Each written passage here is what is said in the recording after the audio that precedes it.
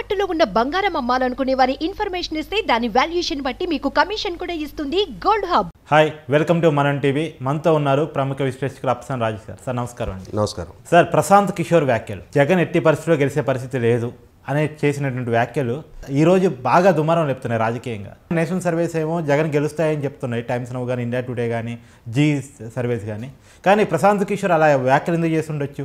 ప్రశాంత్ కిషోర్ గురించి ఈరోజు మనం ఎందుకు ప్రత్యేకంగా చెప్పుకోవాల్సి వస్తుంది అంటే 2019 ఎన్నికలకు ముందు జగన్మోహన్ రెడ్డి గారికి సర్వీస్ ప్రొవైడర్గా, వ్యూహకర్తగా, స్ట్రాటజిస్ట్గా పనిచేసిన వ్యక్తి ప్రశాంత్ కిషోర్. 5 సంవత్సరాల అధికారం పూర్తయిపోయిన తర్వాత, అంటే ఒకరోజు తను ఏ క్లయింట్కి అయితే సర్వీస్ ప్రొవైడర్గా ఉన్నారో, ఇవాళ ఆ సర్వీస్ ప్రొవైడర్కి గెలుపుకి కీలకంగా దోహదం చేశారో, అతని పరిపాలన టెన్యూర్ పూర్తయి మళ్ళీ ఎన్నికలకు ఎదుర్కోబోతున్న సందర్భంగా అదే వ్యూహకర్త ఇవాళ ఆయనకి ప్రతికూల వ్యాఖ్యలు చేసిన నేపథ్యంలో అది కొంచెం చర్చనీయాంశంగా మారిందైతే వాస్తవం. తర్వాత మీరు ప్రస్తావించినట్టుగా మీకు టైమ్స్ ఆఫ్ ఇండియా వాళ్ళది జగన్మోహన్ రెడ్డి గారికి అనుకూలంగా అంటే సర్వే ఫలితాలు వస్తున్నది వాస్తవం.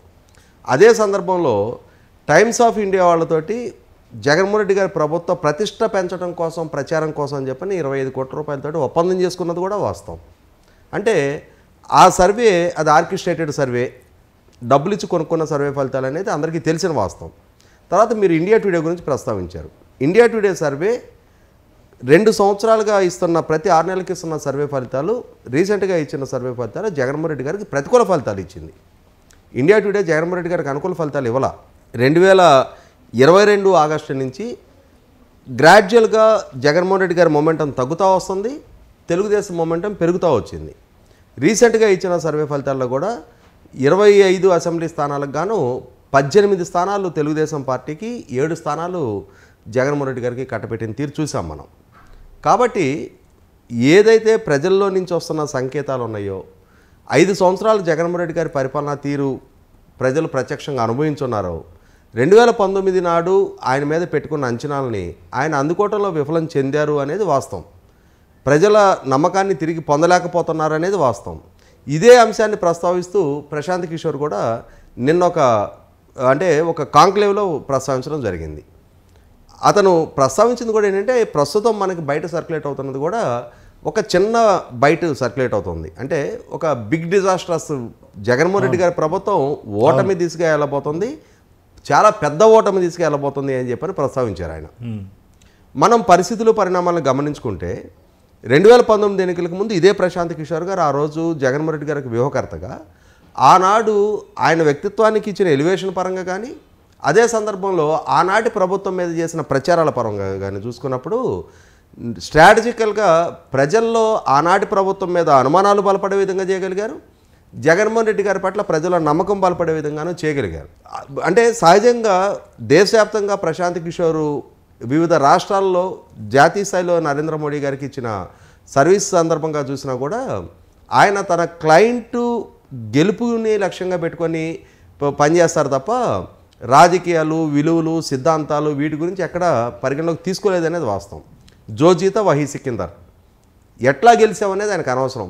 గెలిచామా లేదా, నా క్లయింట్ని గెలిపించానా లేదా, నేను ఒక క్లయింట్కి సర్వీస్ చేయడానికి నేను ఒప్పందం చేసుకున్న తర్వాత, వాళ్ళ దగ్గర నుంచి సర్వీస్ తీసుకున్న తర్వాత బై హుక్ ఆర్ కుక్ నా క్లయింట్ని గెలిపించాలి.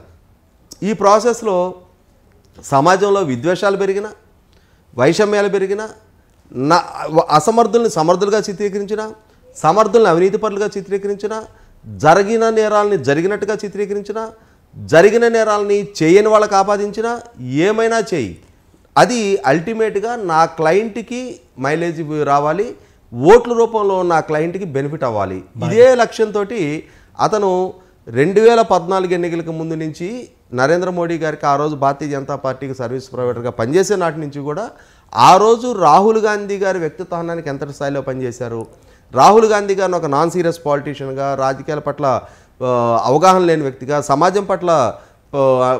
సమాజం మీద పెద్ద ప్రభావితం చూపలేని నాయకుడిగా ఆయన ఎట్లా చిత్రీకరించారు, నరేంద్ర మోడీ గారికి ఎంత స్థాయి ఎలివేషన్ కల్పించారు అనేది చూసిన దగ్గర నుంచి 2019 ఎన్నికల్లో జగన్మోహన్ రెడ్డి గారి గెలుపుకి దోహదం చేసే వరకు ప్రశాంత్ కిషోర్ అతని వ్యూహాలు ఏంటి, వాటి ప్రతిఫలాలు ఏంటి, ఇవాళ రాష్ట్రం ఎక్కడి నుంచి ఎక్కడికి దిగజారిందా మెరుగుపడిందా అనేది ప్రజలు ప్రత్యక్షంగా అనుభవిస్తున్నారు. జగన్మోహన్ రెడ్డి గారు ఆ రోజు 2019 ఎన్నికలకు ముందు ఆనాటి ప్రభుత్వం మీద రకరకాల ఆరోపణలు చేశారు. ఆనాటి ప్రభుత్వం మీద 6 లక్షల కోట్ల అవినీతి జరిగిందన్నారు. ఆనాటి ప్రభుత్వం మీద అగ్రిగోల్డ్ భూములు తెలుగుదేశం నాయకులు కొట్టేశారన్నారు. సదావర్తి భూములు తెలుగుదేశం నాయకులు కొట్టేశారన్నారు. పోలవరం సవరించిన అంచనాల్లో 25,000 కోట్ల అవినీతి జరిగింది అన్నారు. పట్టిసీమ కాదు అది వట్టిసీమ అన్నారు. అమరావతి కాదు అది భ్రమరావతి అన్నారు. కాదు కమరావతి అన్నారు. ఇట్లా రకరకాల ఆరోపణలు చేశారు. అదే సందర్భంలో అసత్యాల్ని సత్యాలుగా మలిచే ప్రయత్నం చేశారు.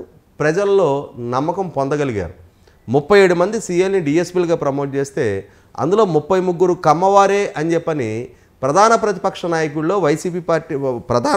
నాయకుడిగా ఉన్న వైసీపీ పార్టీ అధినేత హోదాలో జగన్మోహన్ రెడ్డి గారు స్వయంగా ఒక అబద్ధాన్ని నిజంగా చిత్రీకరించి ప్రజల్లో ఆనాటి ప్రభుత్వం మీద అనుమానాలు బలపడే విధంగా చేసుకోగలిగారు. ఇవన్నీ కూడా ప్రశాంత్ కిషోరు ఈ పన్నిన వ్యూహాలే. ప్రశాంత్ కిషోరు ఆనాటి ప్రభుత్వాన్ని వాళ్ళ అభివృద్ధి ప్రణాళికలు, వాళ్ళ క్యాబినెట్, వాళ్ళ నిర్ణయాలు, వాళ్ళ పథకాలు అవి ప్రజల్లోకి వెళ్తున్న తీరు ఇవేమీ చర్చనీయాంశం కాకుండా కేవలం ఆ ప్రభుత్వం ఒక కులం కోసం పనిచేస్తున్నది, ఆ ప్రభుత్వం అవినీతిమయమైంది, ఆ ప్రభుత్వం తీసుకుంటున్న నిర్ణయాలన్నీ తాత్కాలిక ప్రయోజనాల కోసం సంకల్పిస్తున్నవి అని చెప్పిన అభిప్రాయాలు ప్రజల్లో బలపడే విధంగా సక్సెస్ఫుల్గా ప్రశాంత్ కిషోర్ సృష్టించగలిగాడు. ఇవన్నీ అల్టిమేట్గా జగన్మోహన్ రెడ్డి గారికి లబ్ధి చేకూర్చినాయి. ఇవాళ 5 సంవత్సరాల కాలం పూర్తయిపోయింది. ఇవాళ పాలకుడు జగన్మోహన్ రెడ్డి గారు, ఆనాడు ప్రతిపక్ష నాయకుడు, పాలకుడుగా ప్రజలకు ఇచ్చిన వాగ్దానాలు, ఈ వాగ్దానాలు కూడా ఏ వర్గాల్ని ఏ విధంగా ఆకట్టుకోవాలి అనేది కూడా ప్రశాంత్ కిషోర్ వ్యూహాల ప్రకారమే జగన్మోహన్ రెడ్డి గారు పనిచేశారు. ఆయన అంటే మేనిఫెస్టో దగ్గర నుంచి ఏ వర్గాన్ని ఏ విధంగా అంటే స్పృశించాలి, ఏ విధంగా ఆకట్టుకోవాలనే అంశాలు కూడా ప్రశాంత్ కిషోర్ వ్యూహాల్లో భాగంగానే ఆ రోజు జగన్మోహన్ రెడ్డి గారు ప్రచారం చేశారని కూడా మనందరికీ తెలిసిన వాస్తవమే. ఇవాళ ఆయా వర్గాలు 5 సంవత్సరాలు పాలకుడిగా జగన్మోహన్ రెడ్డి గారిని చూసినాయి. ఆ రోజు చేసిన వాగ్దానాలు ఎంత స్థాయిలో నెరవేర్చుకున్నారనేది అనుభవపూర్వకంగా తెలుసుకుంటున్నారు, రియలైజ్ అవుతున్నారు. ఇవాళ తమ జీవన ప్రమాణాలు మెరుగుపడినయా తరుగైనయా, కొనుగోలు శక్తి మెరుగైందా తగ్గిందా, పర్ క్యాపిటల్ ఇన్కమ్ పెరిగిందా తగ్గిందా, శాంతి భద్రతలు కాపాడబడుతున్నాయా లేదా, అధికార పార్టీ నాయకులు ప్రకృతి వనరుల లూటీకి పాల్పడుతున్నారా కాపాడుతున్నారా, ఇవన్నీ ప్రజలు పరిగణలోకి తీసుకుంటూ ఉన్నారు.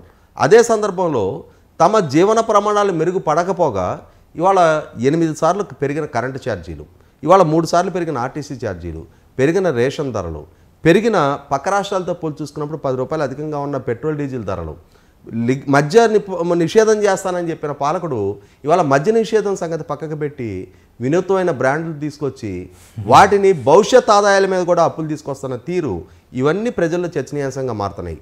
అదే సందర్భంలో వాళ్ళ కుటుంబంలో జరిగిన వివేకానంద రెడ్డి గారి హత్య కేసుకు సంబంధించి ఇది నారాసుర రక్త చరిత్ర అని చెప్పని ఆ రోజు ఆయన రాసి ఇవాళ సిబిఐ నిగ్గుదేల్చుతున్న వాస్తవాలు ప్రజల్లో చర్చనీయాంశంగా మారుతున్న సందర్భంలో 100కి 100 పాళ్ళు ఇవి ప్రజల్లో చాలా చర్చనీయాంశంగా మారుతున్నాయి. కాబట్టే ప్రజల mood of the state, mood of the nation ప్రతి 6 నెలలకి వివిధ సర్వేలు ఏ విధంగా అయితే తెలియజేస్తూ ఉన్నాయో అదే ఫీల్డ్లో ఉన్నాళ్ళు. ప్రజల నాడిని పసిగట్టలేని అమాయకులు కాదు ప్రశాంత్ కిషోర్ అయినా ఇంకొకరైనా. జగన్మోహన్ రెడ్డి గారు కూడా ఈ మారుతున్న పరిస్థితులు పరిణామాలను గమనిస్తున్నారు. కాబట్టి ఆయన కూడా దాదాపుగా 70-80 నియోజకవర్గాల్లో అభ్యర్థిత్వాల మార్పు చేర్పులకు పూనుకుంటున్న తీరు చూస్తున్నాం. ఒక్కొక్క నియోజకవర్గంలో ఇప్పటికీ ఈ 3-4 మార్చిన తీరు చూస్తూ ఉన్నాం. ఒక రకమైన కన్ఫ్యూషన్లో జగన్మోహన్ రెడ్డి గారు తన అభ్యర్థుల ఎంపిక దగ్గరే ఇంతటి అంటే ఒక్కొక్క కొన్ని నియోజకవర్గాల్లో ఇప్పటికి 3-4 మార్చిన తీరు మార్చారట.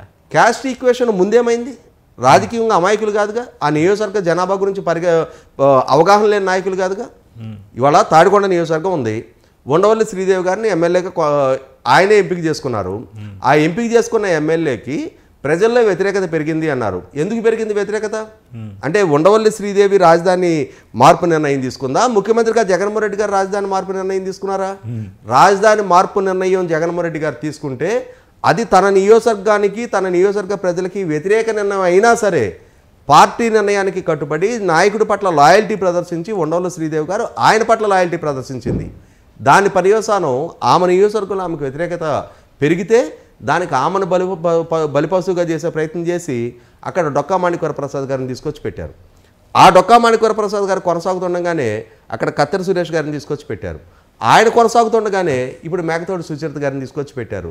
ఏంటి అసంబద్ధ నిర్ణయాలు, అవగాహన రాహిత్యపు నిర్ణయాలు ఇవన్నీ కూడా? ఎవరు చేసిన తప్పుకి ఎవరిని బలిపశువులుగా చేస్తున్నారు అని చెప్పని వాళ్ళ శాసనసభ్యుల్లో రియలైజేషన్ బిగినైంది. కాబట్టి ఆయన పార్టీ శాసనసభ్యులు ఈ మధ్యకాలంలో ఎంతమంది ఆయనతోటి విభేదించి ఇవాళ మీడియా ముఖంగా చర్చనీయాంశం అయిన అంశాలు ప్రస్తావిస్తూ వచ్చారు. ఇవాళ ఆ పార్టీ ఇంటర్నల్ ఇష్యూస్ ఎంతగా చర్చనీయాంశంగా మారుతూ ఉన్నాయి. ఇటువంటి సందర్భంలో ఆ పార్టీలో ఒక స్థాయి గల నాయకుల్లోనే ఇంత అంతర్మతం చెలరేగుతూ ఉన్నప్పుడు ప్రజల్లో అవన్నీ చర్చనీయాంశం కావా? ప్రజల్లో ఆ చర్చ జరగదా? ప్రజల్లో ఎల్లకాలం అంటే ఎటువంటి పరిపాలన అందించినా, చేసిన వాగ్దానాలను నెరవేర్చుకోకపోయినా, ఆనాటి ప్రభుత్వం మీద చేసిన ఆరోపణలు అసత్యాలని చెప్పని ఒక్కొక్కటిగా దూదిపించేలాగా తేలిపోతున్నా కూడా ఇంకా ప్రజలు 2019 నాటి యాక్సెప్టెన్సే జగన్మోహన్ రెడ్డి గారి పట్ల ఉంచుతారు అని చెప్పని అనుకున్నా అది 100% అత్యాసే. అయితే మీరన్న దాంట్లోనే తీసుకున్న బాధ్యత కోసం బాధ్యతారాహిత్యం కూడా వ్యవహరిస్తాడు ప్రశాంత్ కిషోర్ అనేది మీ మాటల్లోనే. అలాంటి వ్యక్తి మనసులో ఏదో పెట్టుకుని జగన్మోహన్ రెడ్డి ఓడిపోవాలని కోరుకుంటున్నాడు. సిద్ధం సభలో వస్తున్న జనం సాక్ష్యం కాదా వైసీపీ గెలవటానికి అనే ఒక వర్షన్ మీరేమంటారు? ఇక్కడ ఒకటి వాస్తవం, అంటే సభల ప్రాతిపదికనే మనం అంటే మామూలుగా ఒక సభకు హాజరైన క్రౌడ్ ప్రాతిపదికనే రాష్ట్ర ఎన్నికల ఫలితాలు ఉంటాయి అనేది కనుక మీరు అనుకున్నా నేను అనుకున్నా అది మీకు అమాయకత్వం ఉందిగా నాకైతే లేదు. ఎందుకంటే నేను దాదాపుగా కొన్ని దశాబ్దాలుగా రాజకీయాలు చూస్తూ ఉన్నా. మీరు ఒకసారి చరిత్రలో గుర్తు చేసుకుంటే చాలా ఘనమైన సభలు నిర్వహించిన కాంగ్రెస్ పార్టీ 1994 ఎన్నికలకు ముందు కోట్ల భాస్కర్ రెడ్డి గారు ముఖ్యమంత్రిగా ఉండగా ఏలూరులో ఎన్టీ రామారావు గారికి పోటీగా ఒక సభ నిర్వహించారు. 60 కిలోమీటర్ల ట్రాఫిక్ స్తంభించడం జరిగింది ఆ సభ ఇంపాక్ట్. కాంగ్రెస్ పార్టీకి ప్రతిపక్ష హోదా కూడా రాలా ఎన్నికల్లో. ఇవాళ ప్రభుత్వ సభల నిర్వహణ తీరు ఎట్లుంటుందో చూస్తున్నాం. ఇవాళ ప్రతిపక్ష పార్టీలు ఎన్ని సభలు నిర్వహించుకొని వాళ్ళు చలనాలు కట్టడానికి ముందుకు వచ్చినా ఆర్టీసీ వైపు నుంచి ఒక్క బస్సు కూడా ఇవ్వని సహాయ నిరాకరణ చేస్తూ అధికార పార్టీ సభలకు మాత్రం వేల బస్సులు కేటాయిస్తా ఆ వేల బస్సుల ద్వారా రాష్ట్ర వ్యాప్తంగా ఇవాళ సమీకరించి నిర్వహించే సభలని ఒక ఆర్గనైజ్డ్ క్రౌడ్ పుల్లింగ్, అది కోట్ల రూపాయలు ఖర్చు పెట్టి నిర్వహిస్తున్న సభల్లో వచ్చే క్రౌడ్ని దాన్ని స్వచ్ఛందంగా చూపించాలి అనుకుంటే 2019లో జగన్మోహన్ రెడ్డి గారికి స్వచ్ఛందంగా ఆయన పాదయాత్ర సందర్భంగా పోటెత్తారు జనం. ఆయన సభల సందర్భంగా పోటెత్తారు. ఆ సభలకి ఇవాళ ఒక ఆర్గనైజ్డ్ పూలింగ్ ఎక్కడెక్కడి నుంచో వేల బస్సుల్లో తరలిస్తున్నారు. ఎందుకు జగన్మోహన్ రెడ్డి గారి సభలు జరిగే ప్రాంతంలో స్కూళ్ళకి ఎందుకు సెలవులు ఇస్తున్నారు? ఆయన సభలు జరిగే ప్రాంతంలో ప్రైవేటు స్కూళ్ళ యాజమాన్యాలని నిన్న బనగానపల్లి సభ సందర్భంగా మనం చూసాం. అక్కడ డిఈఓ జగన్మోహన్ రెడ్డి గారి సభ జరగబోతుంది కాబట్టి ఆదివారం రోజు వర్కింగ్ డేగా ప్రకటించుకొని సోమవారం సెలవులు ఇవ్వండి అని చెప్పని ఆదేశాలు ఇచ్చిన తీరు మీడియాలో చర్చనీయాంశంగా మారింది. కానీ ప్రజల తీర్పు స్పష్టమైన తీర్పు దిశగా ఒక నిశ్చితాభిప్రాయానికి ప్రజలు వచ్చేస్తున్నారు. ప్రశాంత్ కిషోర్ చెప్పిన మాటతో నేను కూడా మనస్ఫూర్తిగా ఏకీభవిస్తున్నా. ఏం పెట్టుకోకుండా చెప్పలేదంటారా? అక్కడ అతని ఏ మనసులో పెట్టుకొని ఏ ఫీజు తీసుకొని చెప్పిన రోజు అది ఆమోదయోగ్యమైంది. ఇవాళ అతను ప్రతికూలంగా మాట్లాడగానే అంత నొప్పులు పొడుచుకొస్తా ఉన్నాయా? ఒక రాష్ట్రం సర్వనాశనం అయింది ప్రశాంత్ కిషోర్ మూలాన, ఒక రాష్ట్రం సర్వనాశనం అయింది జగన్మోహన్ రెడ్డి పరిపాలన మూలాన, ఒక జాతి కొన్ని దశాబ్దాల వెనక్కి వెళ్ళిపోయే పరిస్థితులు సృష్టించబడినాయి. ఇవాళ రాష్ట్ర సచివాలయం మీద అప్పు తీసుకొచ్చే దుస్థితికి రాష్ట్రం దిగజారింది అని అంటే అంతకన్నా సిగ్గుపడాల్సిన వ్యవహారం ఇంకోటి లేదు. Thank you sir. అప్సన్ రాజు సార్.